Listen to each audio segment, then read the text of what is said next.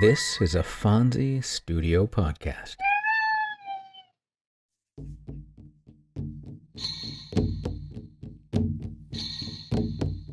Welcome to Tales from the First Nations. I'm Jay Idle, and every week I'll share with you a tale and ancient wisdom of the native tribes of North America. I'll be joined by my cats, Dawa and Fonzie, who will undoubtedly make their presence known at some point, so I might as well just list them as co-hosts. We hope you'll enjoy the tales and wisdom, raise your vibration, and enrich your life with us every week.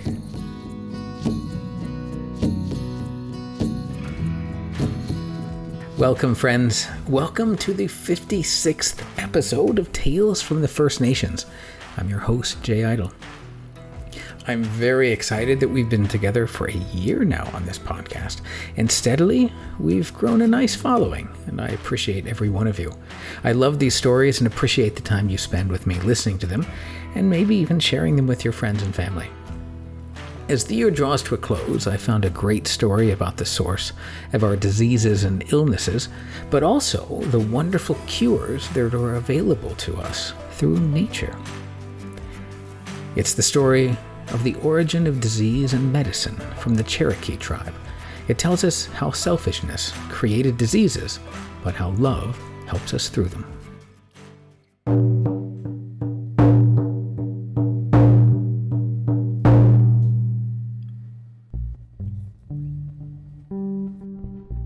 In the old days, the beast, birds, fishes, insects, and plants could all talk, and they and the people lived together in peace and friendship.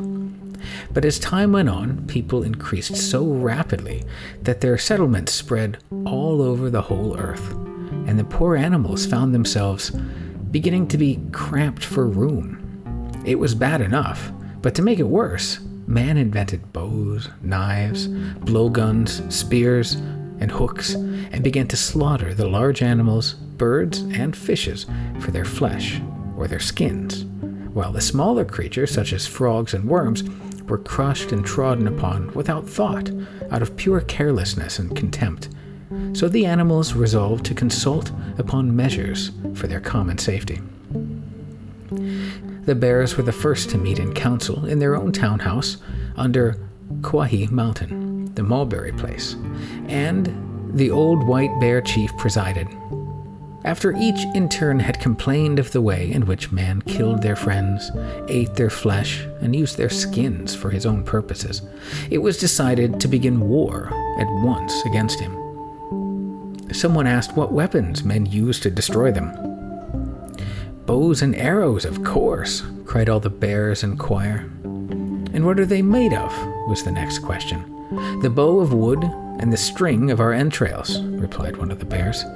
It was then proposed that they make a bow and some arrows and see if they could not use the same weapons against man himself. So one bear got a piece of locust wood, and another sacrificed himself for the good of the rest in order to furnish a piece of his intestines for the string. But when everything was ready, and the first bear stepped up to make the trial, it was found that in letting the arrow fly, after drawing back the bow, his long claws caught the string and spoiled the shot. This was annoying, but someone suggested that they might trim his claws, which was accordingly done, and on a second trial it was found that the arrow went straight to the mark. But here the chief, the old white bear, objected, saying it was necessary that they have long claws in order to be able to climb trees. One of us has already died to furnish the bowstring, and if we now cut off our claws, we must all starve together. It is better to trust to the teeth and claw that nature gave us, for it is plain that man's weapons was not intended for us.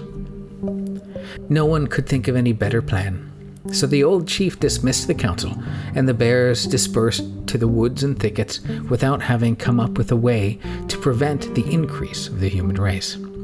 Had the result of this council been otherwise, we should now be at war with the bears, but as it is, the hunter does not even ask the bear's pardon when he kills one. The deer next held a council under their chief, the little deer, and after some talk decided to send rheumatism to every hunter who should kill one of them unless he took care to ask their pardon for the offense. They sent notice of their decision to the nearest settlement of Indians, and at the same time told them what to do when necessity forced them to kill one of the deer tribe.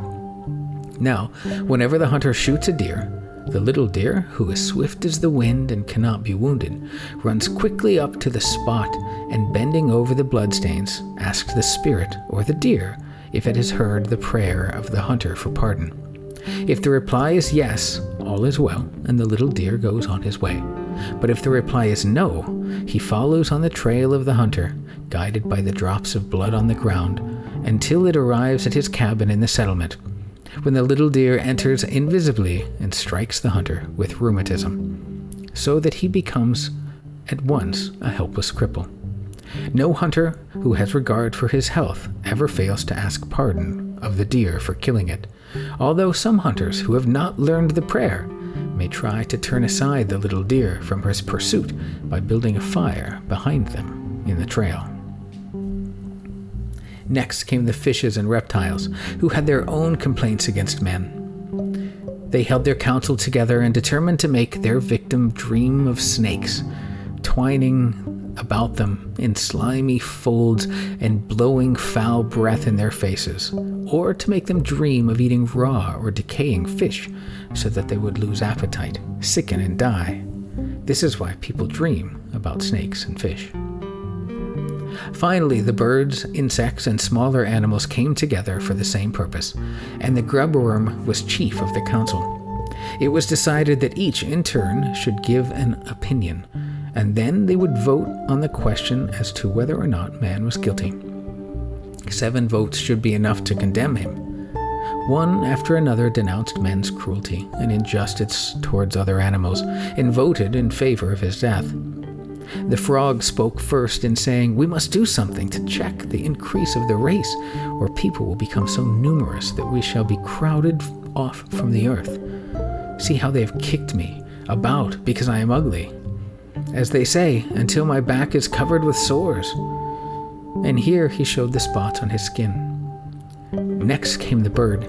No one remembers now which one it was who condemned man. "Because he burns my feet off," meaning the way in which the hunter barbecues birds by impaling them on a stick set over the fire so that the feathers and tender feet are singed off. Others followed in the same strain. The ground squirrel alone ventured to say a good word for men, who seldom hurt him because he was so small. But this made the others so angry that they fell upon the ground squirrel and tore him with their claws, and the stripes are on his back to this day. They began then to devise and name so many new diseases, one after another, that had not their intention to last failed them, no one of the human race would have been able to survive. The grubworm grew constantly more pleased as the name of each disease was called off, until at last they reached the end of the list, when someone proposed to make menstruations sometimes fatal to women. On this he rose up in his place and cried, "What oh, thank you. I am glad some more of them will die, for they are getting so thick that they tread on me." The thought fairly made him shake with joy, so he fell over backward and could not get to his feet again, but had to wiggle off on his back, as the grubworm has done ever since. When the plants, who were friendly to men, had heard what had been done by the animals, they determined to defeat their evil designs. Each tree, shrub, and herb, down even to the grasses and mosses, agreed to furnish a cure for some one of these diseases named, and each said, "I shall appear to help man when he calls upon me in this need." Thus came medicine, and the plants, every one of which has its use if we only knew it, furnished the remedy to contradict the evil wrought by the vengeful animals. Even weeds were made for some good purpose, which we must find out for ourselves. When the doctor does not know what medicine to use for a sick man, the spirit of the plant tells him.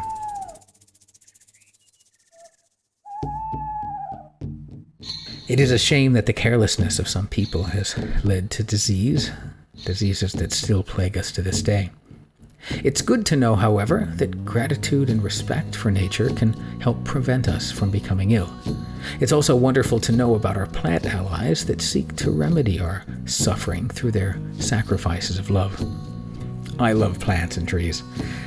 This past year, I began making flower essences and tinctures, and they've been really a great addition to my life. So I encourage you to find closeness with nature so you can find your medicine. It is with respect and gratitude that I offer you my blessings and my thanks for sharing your journey with me and sharing your time with me on this podcast. I wish you well and look forward to sharing another story with you next week. Go in peace, return in peace, and may you be well. If you enjoy this podcast, please like and review it in your podcast service so we might grow further and expand our family. And feel free to reach out to us. Our contact information is in the show notes. Our story today, Origin of Disease and Medicine, comes from northerncherokeenation.com and was recorded by James Mooney. For more great stories and legends, join me next week. I'm Jay Idle, and I'll talk to you next time. The beautiful music you're listening to right now was provided by my dear friend Scott Brocklesby, and our podcast Image of the Moon was provided by Mark Lawton. We will see you next time. All right, that's it. How'd we do, Dawa? Phones? Excellent. Then I'll share it.